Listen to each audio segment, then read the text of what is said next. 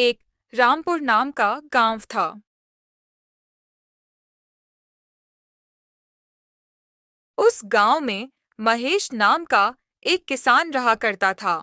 महेश अपनी जमीन पर खेती किया करता था, लेकिन अब उसकी जमीन अनुपजाऊ हो चुकी थी। उस पर पहले की तरह फसलें नहीं होती थीं। वह दूसरी जमीन के लिए सोच रहा था। अगर मैं ऐसे ही इस जमीन पर खेती करता रहा तो हमें खाने के लिए अन्न भी नसीब नहीं होगा और ऐसे तो मेरे पत्नी और बेटा भूखा मर जाएगा। मुझे जल्द ही कुछ करना होगा। महेश जल्दी ही अपने घर की तरफ चला जाता है।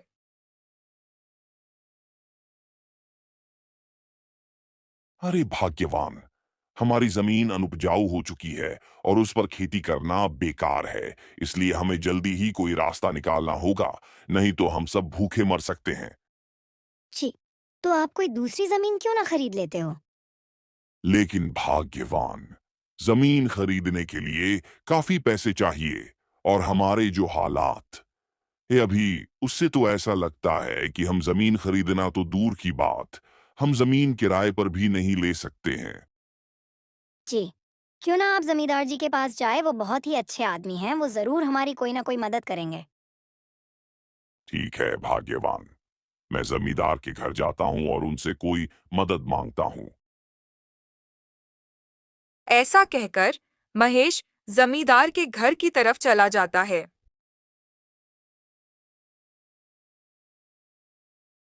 जमींदार जी, मेरा जो खेत है उसकी जमीन अनुपजाऊ हो चुकी है और अब उस पर खेती करना असंभव सा हो गया है, इसलिए आप कोई मदद करे। महेश, मेरी एक जमीन तो है, लेकिन कई समय से मैंने उस पर खेती नहीं की। तुम चाहो तो तुम उस जमीन पर खेती करके अपना गुजारा की कर सकते हो। हाँ, मैं उस जमीन पर खेती कर लूंगा जमींदार जी। ठीक है, तो महेश तुम वो जमीन जाकर देख लो। महेश जमींदार का खेत देखने के लिए पहुंच जाता है और तभी एक सांप आकर महेश को काट लेता है और महेश वहीं गिर जाता है। काफी देर हो जाने पर भी महेश के घर वापस न लौटने पर महेश का बेटा चिंटू मीना से पूछता है कि माँ, पिताजी अभी तक क्यों नहीं आए? हाँ, चिंटू बेटा, उन्हें जमींदार जी के घर गए हुए तो काफी समय हो गया है। मैं जमींदार जी के घर जाकर देख कर आती हूँ। मीना दौड़ती हुई जमींदार जी के घर की तरफ जाने लगती है।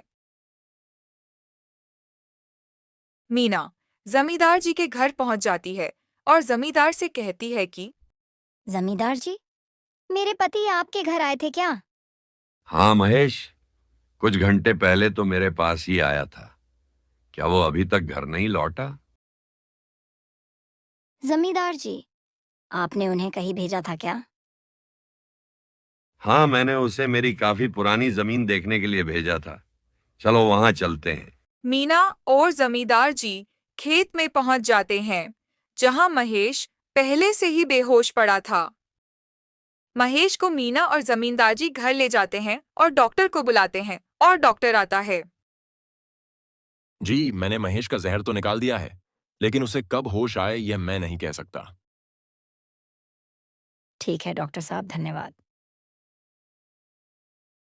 अगले दिन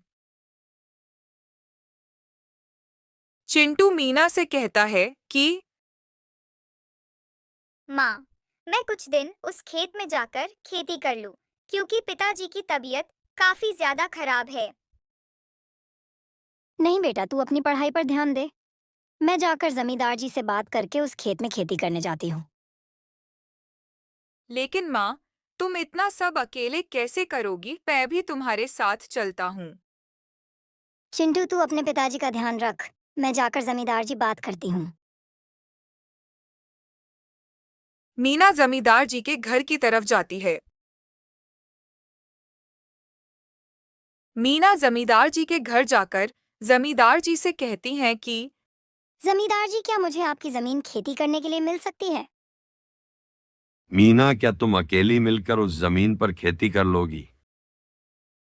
जमींदार जी, मैं अपनी पूरी कोशिश करूंगी। मीना, मैं तुम्हें एक सलाह देता हूं कि तुम कोई दुकान लगा लो। पर जमींदार जी, मैं किस चीज की दुकान लगाऊं और उसके लिए पैसे कहाँ से लाऊं? आप तो जानते हैं कि चिंटू के पापा को भी अभी तक होश नहीं आया है। तुम पैसों की चिंता मत करो, मत। पैसे मैं तुम्हें दे दूंगा।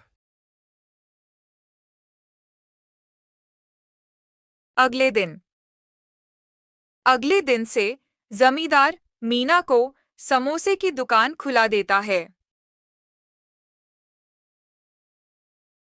कुछ समय बाद महेश अपने घर पर बेहोश पड़ा था कि तभी अचानक महेश को होश आता है और महेश अपने बिस्तर से खड़ा हो जाता है और उठकर मीना को आवाज लगाता है। तभी वहां चिंटू आता है और महेश उससे मीना के बारे में पूछता है और चिंटू महेश को सब कुछ बताता है। और अगले दिन से महेश भी समोसे बेचने में मीना की मदद करने लगा।